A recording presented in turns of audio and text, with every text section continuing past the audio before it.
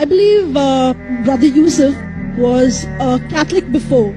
I would like to ask him the simple question. He was brought up like a Catholic, but what made him change? Doesn't he believe that the Messiah is true?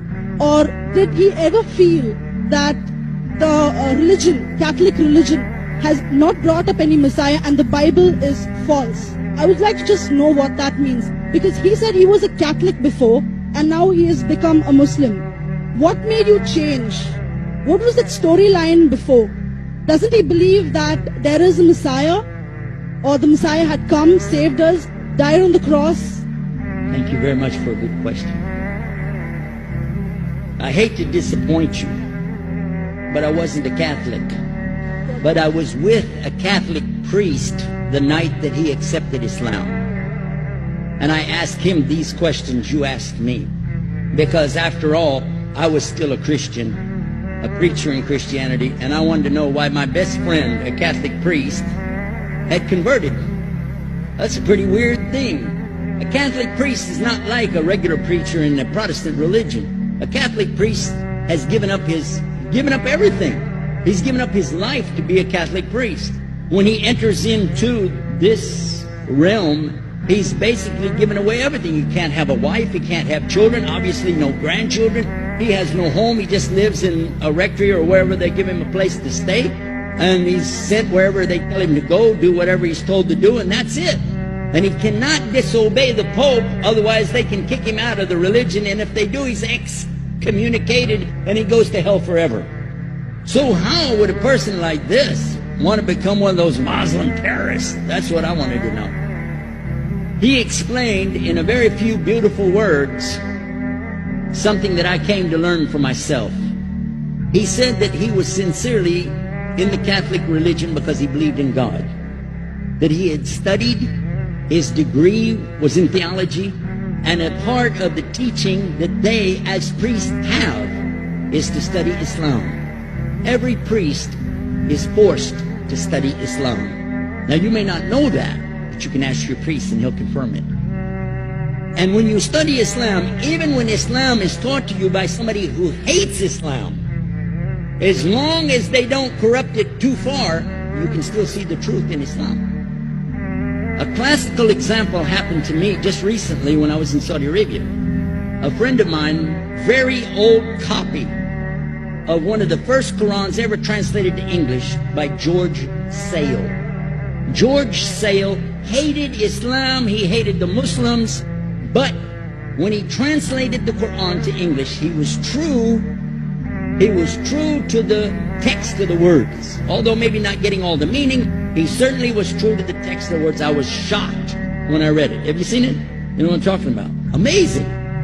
And listen to this. George Bernard Shaw, for instance, is one of many, a long list of people who read this and realized the truth of Islam.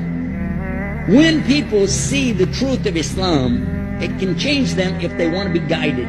If they want the truth, it can change them. You might think, I'm a Catholic, I'll never be anything but a Catholic. But I'm going to ask you a question, and I want you to be honest. This is not for you to, start a debate, but just be honest. Was Jesus a Catholic?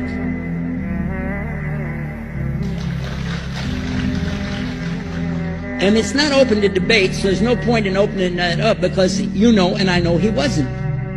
The Catholic Church was in business about 300 years before Jesus was born. It's on their website. Don't go like this. It's on their website. That's where I took it from. The Catholic Church was really started in Rome by Alexander the Great. Do you know what the word Catholic means? It means universal. It was the universal church for the Roman Empire. If you didn't join it, you could not be a Roman citizen. And it was opposed to the teachings of Judaism and opposed to the teachings of the early Christians for more than 200 and some years. And they were diametrically opposed to each other to the extent that it was the Romans killing the early Christians. Now, if you understand that, and you go to their website and read, they didn't even take over Christianity until the year 325 AD. And when they did, they changed a lot of things. Again, referring to their own website. But if you want to check it in Britannica or Americana or grow your encyclopedias, go ahead and read about the Catholic Church. When in August of 325 AD at the Nicaea Council, they took over, first thing they said was, let's change the date of the birth of Jesus to be the same date as that of Mithras, which was the god, one of the gods worshipped there, and also the sun god's birthday was the same day, December the 25th, believing it to be the shortest day of the year. And Constantine was a sun worshiper of Sol Invictus. Go to the website, read it for yourself. There are a lot of points, but not the least of which, even today, if you go in any Catholic church, and I have, you'll see so many portraits and statues and idols and images throughout the whole place, that for the one who's never experienced that, for a Muslim who knows about these images, he'll be like, whoa, a'udhu billah. Whoa, what's this?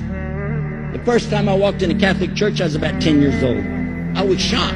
I was shocked at the idols and statues everywhere, because in the Protestant religion, we were brought up to believe that the second commandment was just as important as the first commandment. The first commandment in the Bible, in Exodus, is the same as the first commandment in the book of Deuteronomy. It says, I am the Lord your God that brought you out of the land of Egypt in the house of bondage. You know no other God beside me. Beside me there's no other gods. Thou shalt not have any other gods beside me. How many in this room agree with that commandment? Raise your hand. You notice the Muslims are raising their hand because it means Ashhadu an la ilaha illallah. That's the first commandment for us as well. The second commandment you have clearly says, thou shalt not make any idol, any graven image of anything that creeps upon the earth, swims in the sea beneath, or flies in the air above. And I was sitting in a church one time, sitting there in the morning service, watching, the preacher talking. And, they go on and on and on. And sometimes you lose your train of thought. I was looking. Whoa! On the front of the podium, there was a fish. A fish. For the symbol, make you fishers of men. They had a fish. I said, whoa. Then I looked up above his head at the big stained glass window, and it had a dove. And he had the olive branch in his mouth. The dove is flying, the bird, I said, whoa. And then I look over here, and there's a cross with a man hanging on it. And I said, wow, they didn't miss a single one. They got them all.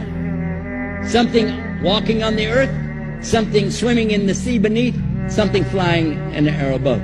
So look at these two things. Clearly, the first two of the 10 commandments, bang, bang, boom. Because if you said God is more than one, where did you get it from? When Jesus is talking to his own companions and they ask him, what's the greatest commandment? Mark 12:29. Clear.